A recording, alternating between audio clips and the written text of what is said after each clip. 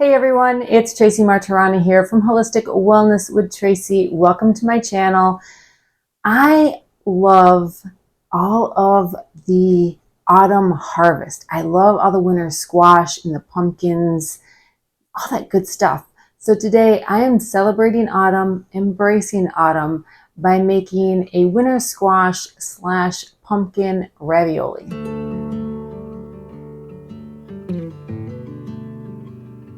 This is going to be a two-part video because first I'm going to make the ravioli, which I intend to freeze.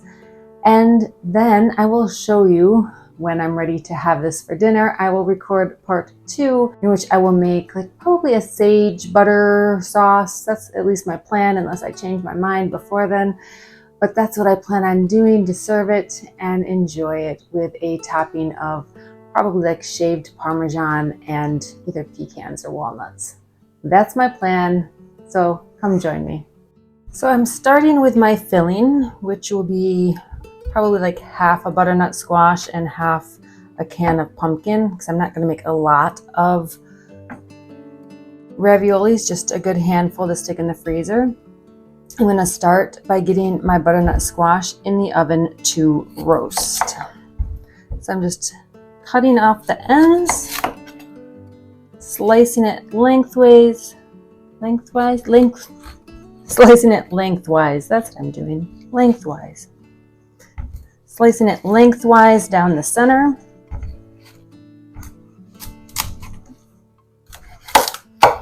And then I'm just gonna scoop out this area with the seeds. I could even get lazy and just cut this off. And maybe that's what I'm going to do. When I buy squash, I like to find one that has a long neck and a smaller bulb, just for this reason, because then you don't really have to throw out much. By the time you scoop this out, there's not really a lot on there. And it saves me a little work. So I'm just going to roast these up now that I'm looking at it here. I'm probably going to use both halves because they're pretty small. I'm just going to put a little oil. This is just avocado oil, and fairly light in flavor. And then I'm going to place them flesh side down on my baking sheet, lined it with parchment just to make cleanup easier. And I'm going to pop this in the oven and cook it until it's nice and tender. I'm going to start prepping the filling. So in a saute pan, I'm just going to start with a little bit of onion. About half an onion. I have this piece of white onion that's only a partial piece, and I have a little bit of red onion, both just partials that I had in my fridge that I'm just going to use up. So, as I always say, use what you have. I was shopping just for this. I would buy this. It's really just a sweet onion, like a Vidalia. But if you had scallions or shallots, those would be good too. And I'm just going to start sauteing them, just softening them up a little bit. And you can use, obviously, as much or as little as you want. Just trying to add a little bit of flavor to the filling. I'll call that good.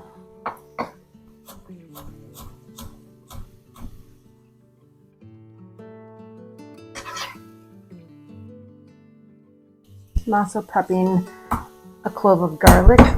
You might want 2. This is a pretty big clove, so I'm just doing 1. If they were smaller, I probably would have done 2. But yeah, look at that baby. It's huge.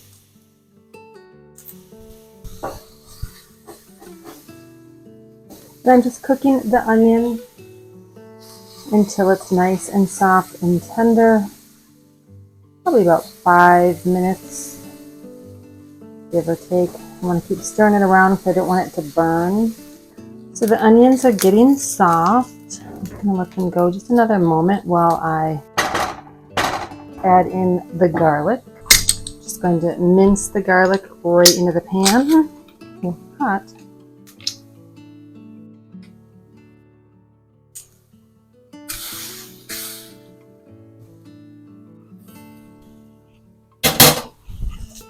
Giving this a quick stir just to allow the garlic to cook a little bit. But again, we don't want it to burn, so we're just going to keep this pretty fast. Give it maybe a minute.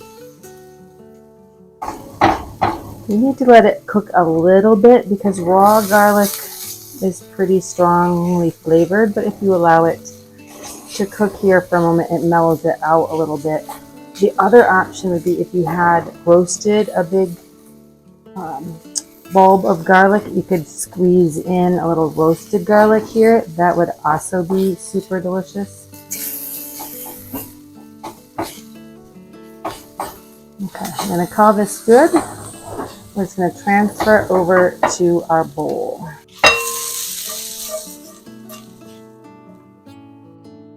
Now the squash is cooked through and it's soft. I let it cool a little bit, but it's still pretty warm to handle. I'm just scooping out the flesh. You can see maybe some steam coming off. But in the end, this is probably going to make way more filling than what I really need. But you know what we can do with the leftover filling is actually get maybe like an acorn squash and roast that, and then just put some of this filling in it as like a stuffing. That would be delicious. And I always keep cans of pumpkin. This is actually pumpkin that I bought last year. It's just organic canned pumpkin, not pumpkin pie filling. So it's just pumpkin, no spices. And I'm going to scoop about half of this in. Now you could also get creative. You could add maybe some baked potato here and make this almost more like, what's the word? What am I looking for? Why can't I think of little potato dumplings? You know what I mean? You could do all kinds of things with this. You could add cheese in it if you wanted a little ricotta cheese. Actually, any kind of cheese, mozzarella, anything that melts nicely that you can easily scoop little bits of, so you don't want any like big chunks of anything. That's looking pretty good, just mashing it all together. I'm gonna add salt, probably about a good 1/4 teaspoon, just to add a little bit of flavor to it. And then just to help bind, I'm adding an egg white. You could use the whole egg. Sometimes I like just using egg whites when I can, just because you get still a lot of the protein, not all the protein, a little less calories. And when I'm just using it as a binder, I'm not really worried about getting all the goodness of the yolk. I have plenty of goodness in this bowl already.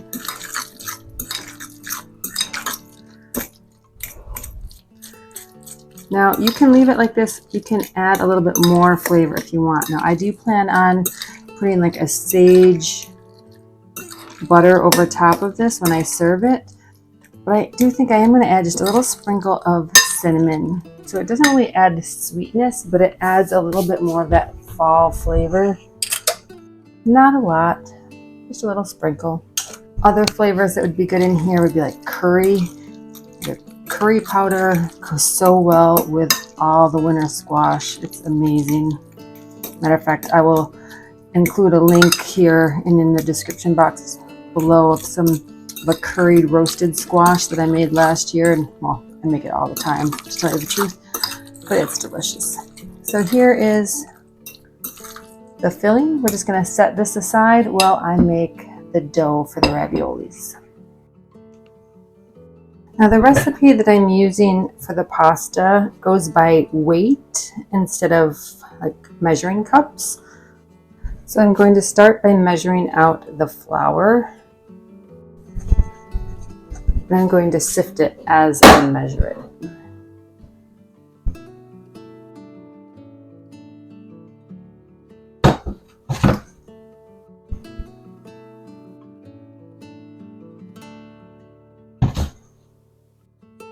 So I'm doing 300 grams of sifted flour. Wow, really close. 300, and I have just that little tiny bit left. I'm going to add this to a food processor. Ooh, what's that on? There we go.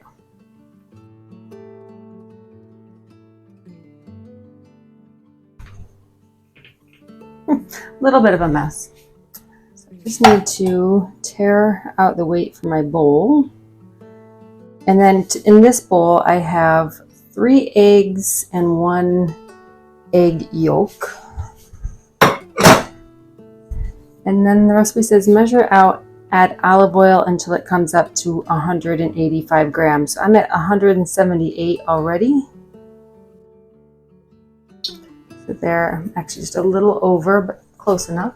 And then about a good 1/4 of a teaspoon of salt. Add this in, and we're just going to blend this up and see what happens.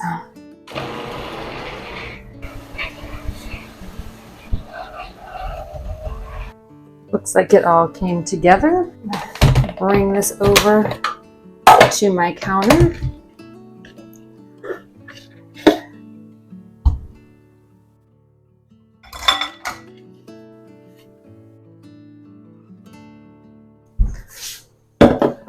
Some flour just to flour my counter. Yeah, see, I don't want to stick right off. There we go.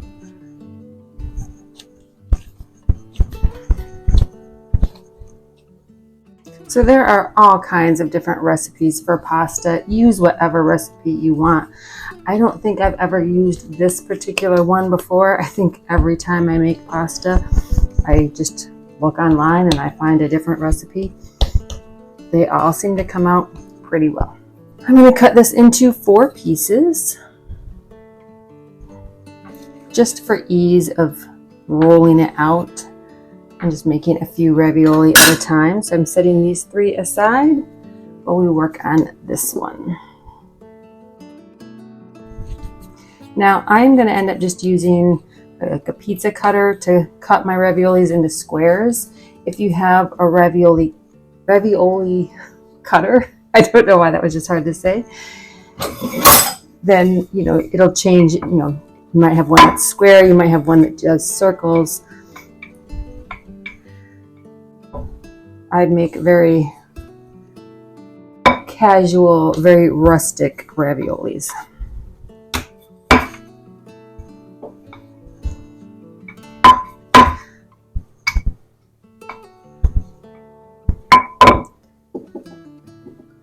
So you want to keep this well floured so it doesn't stick too much. Oops. There, it didn't stick at all. And I'm trying to just make it into a very, very rough rectangle. Really what I want is just something wide enough that I can have, the shape of the ravioli, long enough that I can do a few raviolis.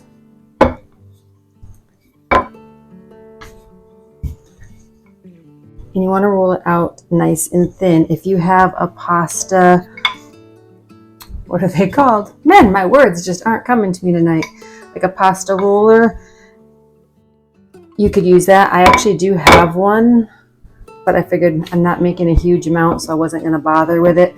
And the way my counters are, I have one that just hooks to the edge of my counter, and it's hard. I have to actually have the drawer open to have enough counter overhang to hook it up.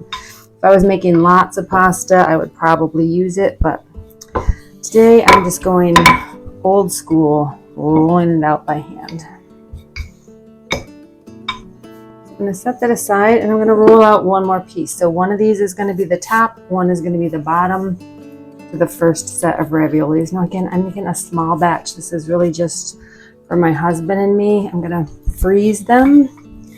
So, if I make more than we can eat in one meal, it doesn't really matter. I'm not eating them tonight. I'm making them now to eat at a different time. So no matter what, I'm freezing all the ones we make. Once I'm done assembling them, I'm just going to put them on a tray and then put them in the freezer to let them freeze individually. And then once they're frozen, I'll transfer them to like a big gallon size Ziploc bag. And then I can just take out as many as I want whenever I want some. So again, you could make a day of this and make a whole bunch and freeze them. I just go ahead and freeze them raw. You could cook them first if you want to cook them first. Then you need to make sure they're nice and dry afterwards. You need to cook them, bring them out of the water, let them drain and air dry, and then once they're dry, then you'd put them on a tray, put them in the freezer, and do the same thing. And then to eat them, you would just drop them. You'd have to thaw them all the way out and then just drop them quickly either into boiling water to heat up or put them into sauce and let them heat through in the sauce. As you can see, this one came out longer, so I'm going to see if I can get this one a little bit longer.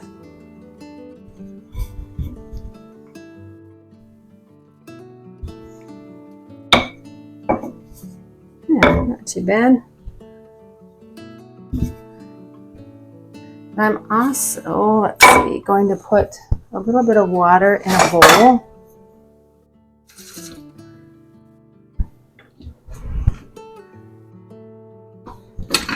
And get a little silicone sort of basting brush so that I can add a little water to help these two seal together. And then I'm just going to put, with a small spoon, some dollops of the filling. And again, these are going to be very rustic. They're probably not going to be overly pretty. Just a dollop there. A dollop there. It's really hard to gauge this so that you don't want them too far apart because you don't want to waste a whole bunch of dough, but you don't want them too close because then you run into problems getting them to seal and having space, to cut them apart. But if you know ahead of time that you plan on them being very rustic, you can give yourself a little grace. So it looks like we're going to make 5. We probably could fit on here and make more, but we're just going to go with that. And then I'm going to take my water and just sort of wash around, just trying to make it sticky. Get rid of some of that flour that would keep these two layers from sticking together.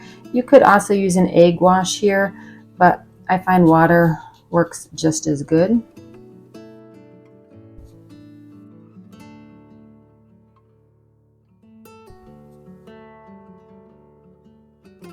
And I'm also going to just wet a bunch on this side. Not too close to the edge of these because I want to make sure I'm not making it stick to the counter. But I do want it to stick to the other piece of pasta.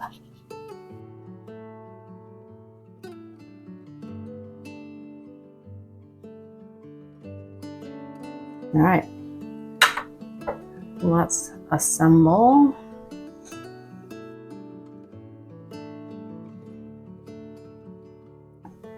So I start in the middle.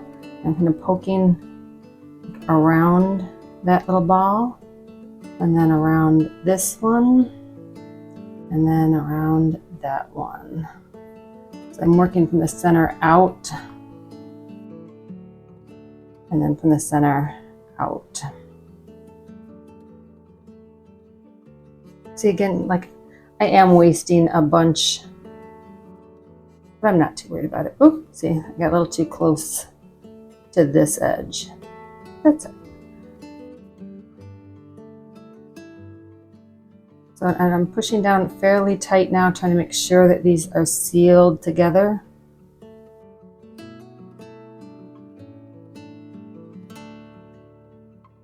If you had a ravioli cutter, it sort of seals and cuts at the same time.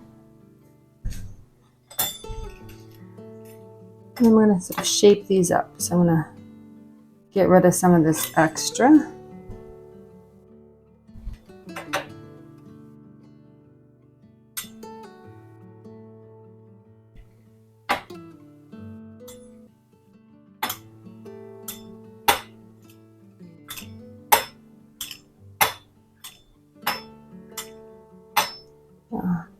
You have you're looking at it and you're like, oh, that's just too much. You can come back and trim a little bit more if you want.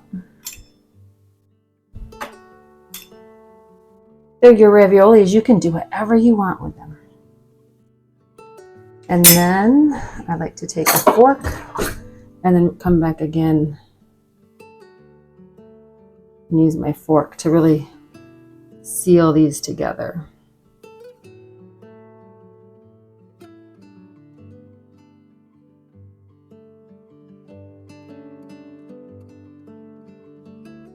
And then I'll put this on a parchment lined baking dish and freeze it along with all the other ones.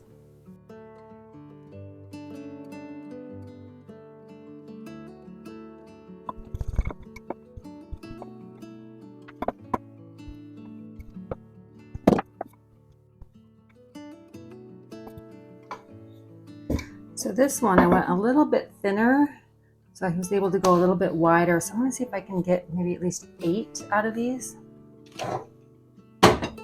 We'll see if I regret that decision.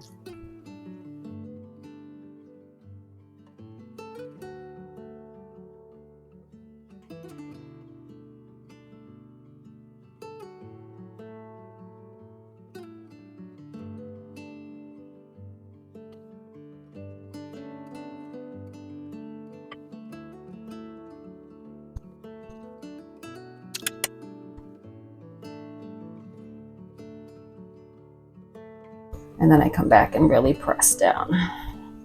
And then we cut.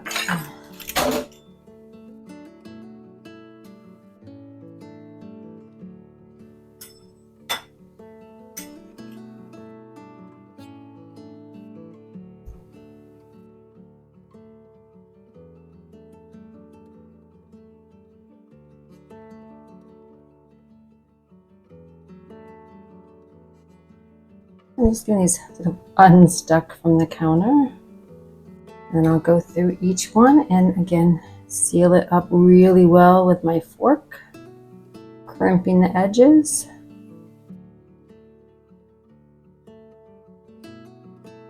And then placing it on a tray. So you can see I did a little bit better of a job on this one, trimming it up versus some of the other ones. But it all depends on what you like. Some people like more pasta, less filling. Some people want mostly filling and no pasta. Or I shouldn't say no pasta, you know what I mean. A little bit of pasta. So when I go to serve these, I will pull them out frozen. I might let them thaw on the counter for just a few minutes while I get my water boiling, but I don't want them to get sticky. So I won't leave them out for long. I'll just pull them out of the plastic so that they are out in the air so they're not getting condensation on them. Once the water is boiling, I'll pop them in probably for about 5 minutes or so. We'll see. Just gotta kind of keep an eye on them. Really the only thing that you're having to cook obviously is the pasta. The filling had that one little egg white in it, so it doesn't take much for that to cook up. It's not like you have chicken or something in here that you need to get it up to temperature so that you're not eating something raw. The egg will cook fast. And everything else in the filling was already cooked. And then my tray is going in the freezer. And then once they're frozen again, I'll put them into a Ziploc bag and we will resume when we're ready to have these for dinner. A couple days have passed, and you might also notice I am in a different kitchen. And I've decided we are making those autumn squash ravioli for dinner tonight. I am starting with the sauce. I have a little bit of olive oil, some red onion, any kind of onion would work. I used probably 1/4 of an onion, more or less. I'm just sort of hodgepodging this, throwing stuff in a pan, knowing that it'll come out tasting great. Once the onions are soft, I'm going to add, I think I used here 2 cloves of garlic, but you could also use 3. Probably don't want to go much stronger than that, but you know, whatever. I cook that for a moment and then I'm deglazing my pan with a little splash of white wine, and then I'm going to add some salt and pepper, mix that around, let it all cook together. I have some fresh sage from my garden. I'm going to chop that up and put that into the sauce. You could also use dried sage if that's what you have. Normally I would use like a partial stick of butter. We didn't have any, so I'm using this tub of butter mixed with olive oil.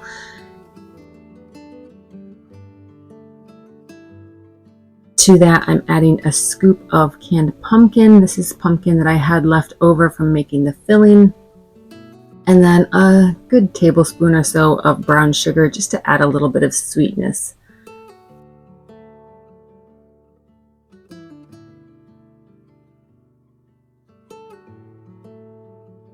I'm whisking that together, adding a handful of pecans, those are pecans, and then a little more olive oil. While that is on the stove, I'm cooking up my raviolis. They were frozen. I pulled them out, let them thaw for a few minutes, and then cooked them for about 5 or 6 minutes. Then I'm just adding them to the sauce, gently stirring them around to coat them, splitting them between 2 bowls. And then what's left in the pan is probably the most delicious part of the sauce. It's the thick, nutty, pumpkin-y, yummy goodness. So I'm making sure to get all of that. Adding some additional pecans just for good measure. Serving it along with some crusty bread or breadsticks. And dinner is served.